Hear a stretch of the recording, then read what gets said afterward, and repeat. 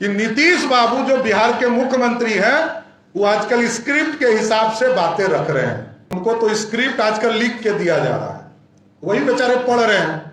देखे होंगे वो पर्ची लेके घूम रहे हैं आजकल, तब तो आधा बात याद नहीं रहता है। तो बिहार का क्या दुर्भाग्य हो गया ये सोचिए। तो स्क्रिप्ट लिखने वाले से आग्रह करूंगा कि इनको कम से कम अच्छी अच्छी बातें लिख के दीजिए कि बिहार का कल्याण हो सके। लेकिन ये दुर्भाग्य है बिहार का कि अब नीतीश कुमार बिहार के मुख्यमंत्री हैं। लेकिन बिहार वासियों का क्या दोष है?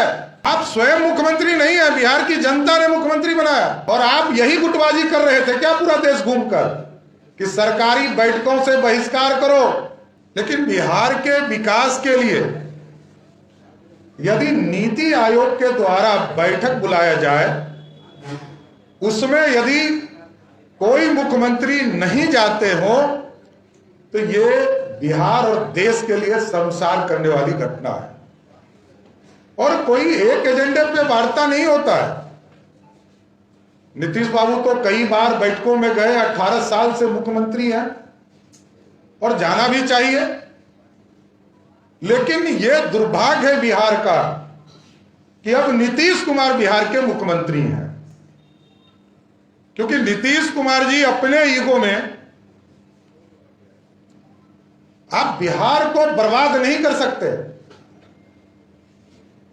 नीति आयोग में 100 पॉइंट्स तय किए गए थे। देश में कैसे पंचायतों को जोड़ा जाएगा ब्रॉडबैंड के माध्यम से, बिल्डिंग कंस्ट्रक्शंस का काम कैसे शहरों में किया जाएगा उसकी चर्चा करनी थी। और कई ऐसे महत्वपूर्ण चीजें हैं जो विस्तार से आपको देंगे। लेकिन जो मुख्यमंत्री नीति आयोग की बैठक में नहीं जा रहे हैं, उसको भाजपा स्पष्ट तौर पर मानती है कि वो राष्ट्र विरोधी और बिहार जो इस प्रदेश के मुख्यमंत्री हैं उसके विकास विरोधी हैं। विकास की चिंता हो ही नहीं सकती है। इसके कई उदाहरण भी हैं साथियों। नीतीश कुमार जी, आप विरोध कर सकते हैं कि आप प्रधानमंत्री के उद्घाटन कार्यक्रम में नहीं जाए, यह आपका विशेषाधिकार है। लेकिन बिहार वासियों का क्या दोष है? बिहार की जनता ने मुख्यमंत्री बनाया है। आप स्वयं मुख्यमंत्री नहीं है, बिहार की जनता ने मुख्यमंत्री बनाया। लोकतंत्र का अपमान करना बंद कीजिए, क्योंकि आप तो सभी चीजों में समझौता कर चुके हैं। आपका CCC भी शर्मा चुका है। अब तो भ्रष्टाचार उसी तरह का प्रतीक है जिस तरह पाकिस्तान चर्चा करे कि हम जो है आतंकवादी से लड़ रहे हैं, तो वही है नीतीश बाबू आपका। ना आप कम्युनलिज्म से लड़ रहे हैं, ना भ्रष्टाचार से लड़ रहे हैं, ना क्राइम से लड़ रहे हैं। तीनों चीजों से समझौता कर ली है। इसलिए हम भारतीय जनता पार्टी इसका पूर्ण रूप से विरोध करती है आपके इस कदम का कि आपने पूरे बिहार को शर्मसार किया। बिहार के हिस्से की बात करने जानी चाहिए थी आपको। वैसे भी हम जानते हैं कि पिछले 18 वर्षों में कभी बिहार की चिंता आपको नहीं रही है, बिहार के विकास की चिंता नहीं रही। आप दिल्ली जाकर किसी मंत्री से कभी किसी एयरपोर्ट की चर्चा नहीं किया आपने, कभी किसी सड़क की चिंता नहीं किया। बिहार वासियों को पानी की चिंता हो, पानी पीने का व्यवस्था हो, इसकी भी चिंता आपने नहीं किया। नल जल में 37,000 करोड़ रुपया आपने खर्चा किया, उसमें से 24,000 करोड़ रुपया ग्रांट ही था भारत सरकार का। यह आपका हिस्सा नहीं था, मुखिया का हिस्सा था, नगर निकाय का हिस्सा था। उनका जबरदस्ती आपने यूज किया और वो भी घोटाले के भेंट चढ़ गया। इसलिए नीतीश बाबू अपना ईगो छोड़िए और प्रदेश के इस ऊपर राष्ट्र को बनाने की चिंता कीजिए। ये एक चीज बड़ा स्पष्ट है,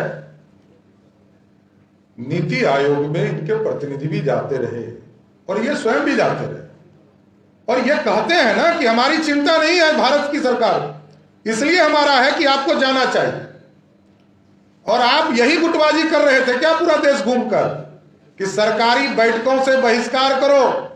यही है नीतीश कुमार जी पर आरोप कि आप कोई राजनीतिक कार्य इस तरह करेंगे कि सरकारी कार्यक्रम से भी लोग बाहर चले जाए। दोहरी नीति इनकी बन गई है। इसलिए काम करना चाहिए, बिहार की चिंता करनी चाहिए। मैं ये आग्रह करना चाहता हूं। अब स्वाभाविक है, उन्होंने कहा कि स्वर्गीय पंडित नेहरू की जयंती था इसलिए हम नहीं गए। अब इससे ज्यादा दुर्भाग्य क्या हो सकता है? अरे पंडित नेहरू जी का आप जयंती सवेरे मनाकर दिल्ली चले जाते, आयोग में के बैठक में चले जाते। जयंती तो मनाए, आपकी विचारधारा, प्रधानमंत्री रहे हैं, जरूर मनाना चाहिए, लेकिन आप बैठक में नहीं जाएंगे और सिर्फ ये कहेंगे कि इसलिए मैं नहीं गया, ये अत्यंत ही दुर्भाग्यपूर्ण है। प्रधानमंत्री तो बनारस में नालों का उद्घाटन करने भी चले जाते हैं, नहीं, एकदम जाना चाहिए। वहां के सांसद हैं, वो आदरणीय प्रधानमंत्री जानते हैं कि मैं वहां का सांसद हूं। अब ये लोग बड़े लोग हैं तो हम इस पर कुछ नहीं बोलना चाहते। नीतीश कुमार जी ने कहा है, सवाल खड़ा कर दिया है संसद भवन के जो नया संसद भवन बनाने का है उसको लेकर के, इसका औचित्य क्या था, इसकी जरूरत क्या है? देखिए, ठीक कह रहे हैं आप। इन्होंने म्यूजियम नया बनाया, किसने रोका?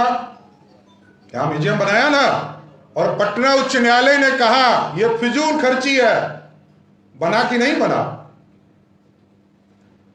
किसी न्यायालय के द्वारा इस तरह का स्टेटमेंट आए तो सोचूंगा, लेकिन नीतीश कुमार जी जवाब दे कि पटना में नया म्यूजियम बना, पटना उच्च न्यायालय ने कहा यह फिजूल खर्ची है, अब हम इसको बदल नहीं सकते।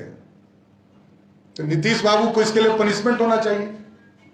देखिए, यह पूरी व्यवस्था है, एक नई व्यवस्था बनाई गई कि पार्लियामेंट के अंदर पूरी व्यवस्था के साथ एक नया भवन बनाने का काम किया गया।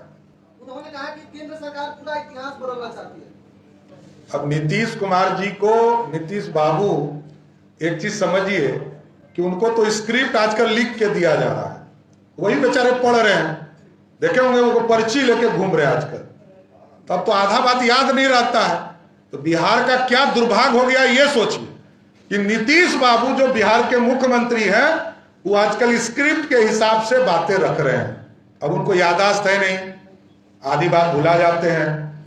तो स्क्रिप्ट लिखने वाले से आग्रह करूंगा कि इनको कम से कम अच्छी अच्छी बातें लिख के दीजिए कि बिहार का कल्याण हो सके।